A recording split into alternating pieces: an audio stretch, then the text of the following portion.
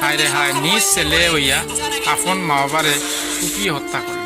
একটাই রে হায়, জমানা বদলি গেছে। আসলে এই মানুষের মুখও শুনতে পাইতাম যে জমানা বদলি গেছে, কিন্তু হকিকতে যে জমানা বদলিছে তেমনটা আশা ছিল না।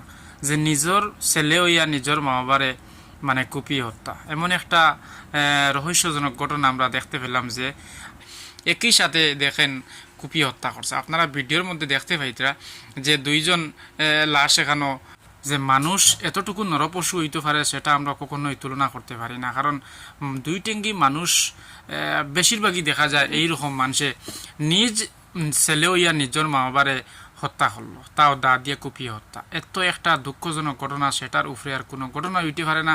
কারণ যে মা বাবায় পালন পোষণ করিয়া এত বড় করেন, আর সেই মা বাবার সামান্য কোনো ভুল করার কারণে কিন্তু এইরকম কর্মকাণ্ড।